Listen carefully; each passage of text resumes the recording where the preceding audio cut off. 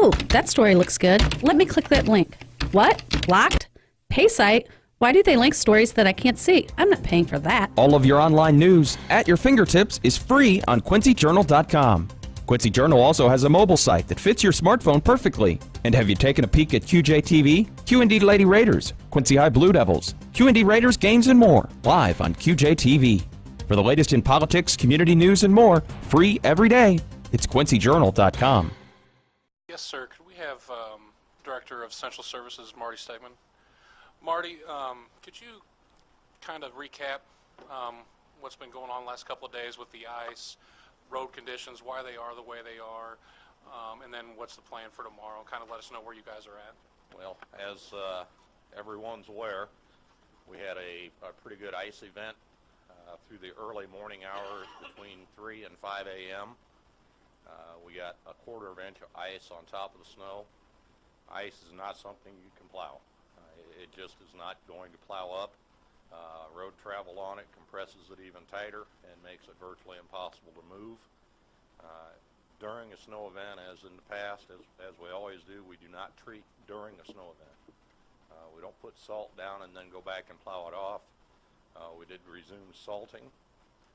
We actually were running salt late last night, and then again today we ran salt, and we're plowing as well today on roads that were breaking up for us. So we're going to be ready in the morning.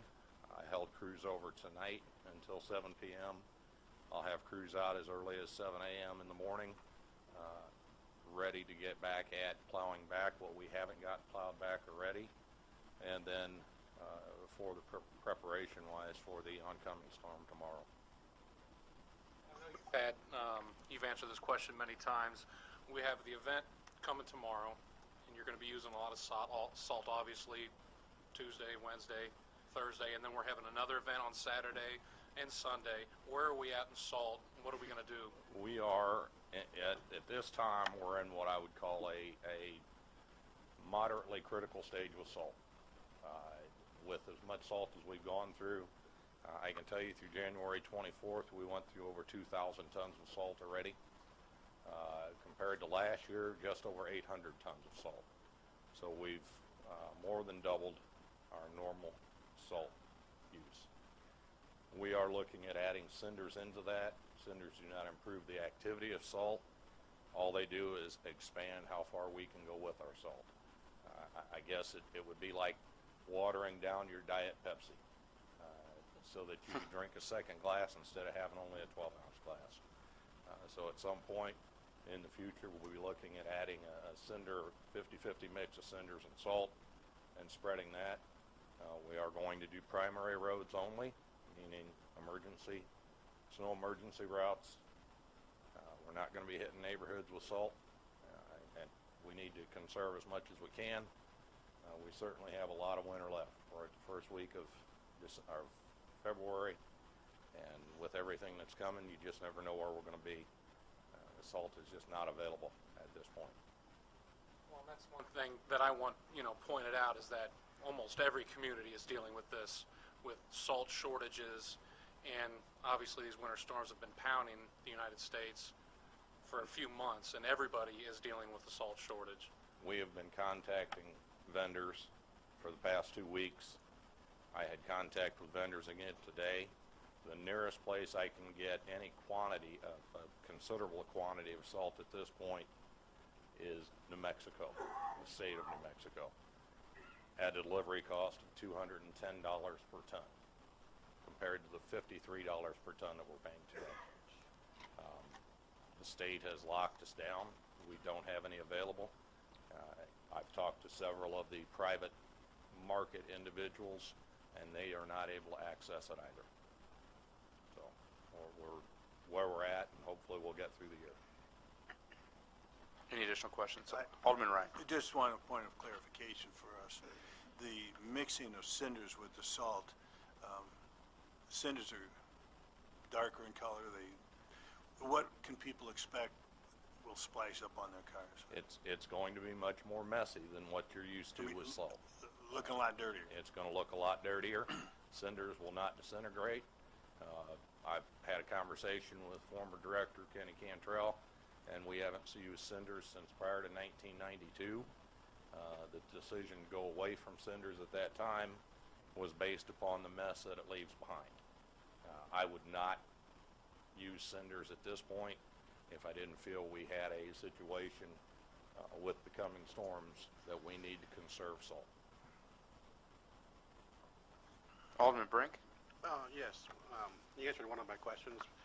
Maybe I don't know if Jeff Conti needs to answer the question. What does the cinders do to our wastewater treatment plant? Anything? I can't answer specifically the wastewater treatment plant, but my assumption would be it wouldn't be pretty. So I'm assuming that Typically, what we've done in the past, after the cinders have been laid, I did check into this a little bit, and in the spring, when we're through with this, we'll get out and have to clean the streets. So it'll create a lot more work for my street cleaning crews in an effort to keep it out of the drains as best possible. But obviously, we're not going to keep it all out. just real quick question then. On Saturday, you said you don't put down salt or plow the streets during the event. I mean, what time was the event over, and why wasn't there any salt put down on the streets? And the question that I received numerous times in the last few days is, why are the state routes and the county roads and the parking lots all clear and the city streets are not? I would have to argue that the parking lots aren't clear. I would agree that the state routes are. Broadway specifically sees 25,000 cars a day. The state uses a lot more salt. They have access to a lot more salt, and they ran it and they put it down with chloride heavy. Single digits, the salt is not going to work on an untraveled road. It's just not going to be effective. And Marty, the state also has can use part-time help, That is correct. which we do not have the ability to based on our union contract. So they can call in extra manpower. We can't. That is correct. So how will that affect whether we put salt? Well, They no, have a I'm lot saying more. they have a lot more manpower and they have a lot more resources than we do. They have a lot more trucks out on the road than we get out. Thank you. Marty, Yes. did anybody check with the EPA on putting these cinders down? I mean, we won't be in any violation or? We did not check. They use cinders in other locations, so And explain what cinders are and where you're getting them. we're getting the cinders, I believe, from Illinois Veterans Home. They are produced out there, so they're a byproduct of burning. Coal, correct. Any additional questions? Thank you, Marty. Thank you. Alderman Holbrook. No, thank you, sir. Alderman Havermill.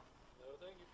I do have a few things. I want to thank all the educational leaders that joined with me today at John Wood Community College. We had representatives from the Quincy Public School District, Quincy Notre Dame, Blessing Riemann College of Nursing, John Wood, Vatterott College, and I might be missing one, to participate in the citywide FAFSA challenge. I think it's good that we have students from Quincy High here today. Last year we only had 57% of our seniors in Quincy take out and file a FAFSA. These days it's very important to file your FAFSA very early. State funds get dried up pretty much by the 1st of March, and so we're raising awareness. Right now only 10% of our seniors in the city of Quincy have taken out and filed a FAFSA. John Wood is doing a College Goal Sunday this Sunday from 1 to 3 on their campus for students.